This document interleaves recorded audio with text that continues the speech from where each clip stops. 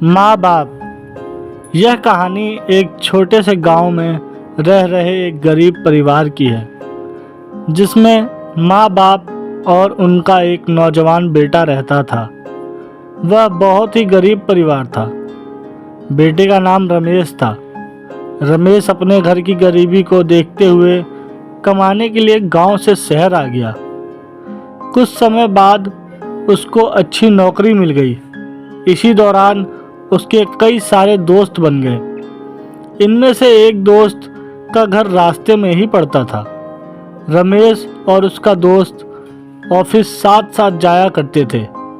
वक्त बीतता गया, काम चलता रहा।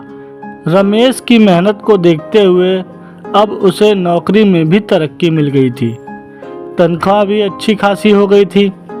वह बहुत खुश था। एक दिन रमेश का जन्मदिन था। रमेश अपने जन्मदिन पर बहुत खुश था। ऑफिस में लोगों ने रमेश को जन्मदिन की बधाइयाँ दी। शाम को ऑफिस से छूटते ही रमेश ने अपने दोस्तों को साथ ले जाकर शहर के एक बड़े होटल में जबरदस्त पार्टी की। पार्टी समाप्त होते ही सारे दोस्त अपने अपने घर चले गए। वह गरीब युवक यहाँ आकर इतना घुल मिल गया कि उसे अपने माँ बाप का जरा भी ख्याल नहीं आया।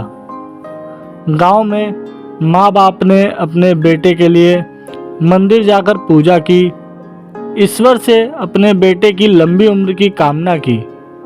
उसके घर वाले वहाँ उस पर आस लगाए बैठे थे कि शहर से उनका बेटा आएगा तो सब मुश्किलें हल हो जाएंगी। लेकिन रमेश यहाँ सब भूल गया था। उसे दोस्तों के साथ घूमना, पार्टी करना, फ़ोन पर बातें करना, यह करने के लिए उसके पास समय था, लेकिन अपने घर वालों की ओर कभी ध्यान ही नहीं दिया।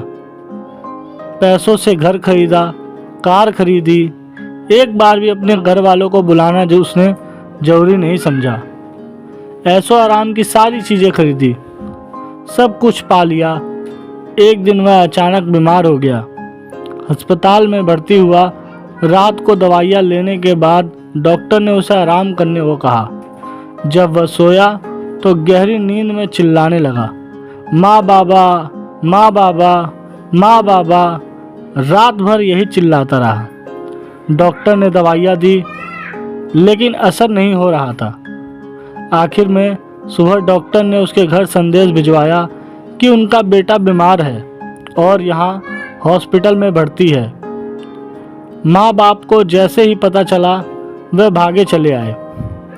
माँ ने बेटे को देखते ही अपने सीने से लगाया। उनको देखते ही उसके स्वास्थ्य में भी बहुत सुधार हुआ। डॉक्टर ने उसे उसी दिन अस्पताल से घर भेज दिया, मानो माँ बाप उसके लिए दवाइयाँ बनकर आए थे। उसने पैसों से दुनिया की सारी चीज़ें खरीदी। पैसों से दोस्त, डॉक्टर, नर्स, दवाइयाँ, सब कुछ उसने पा लिया। सब कुछ मिला, लेकिन माँ बाप नहीं। पैसा अच्छा जीवन जीने के लिए आवश्यक है, लेकिन माँ बाप या अन्य कोई रिश्ता भी बहुत ज़रूरी होता है। कमाने के पीछे रिश्तों को गंवाना बेवकूफ़ी है। जाते जाते दोस्तों, दो लाइनें आपके लिए सुनाता जाऊँगा।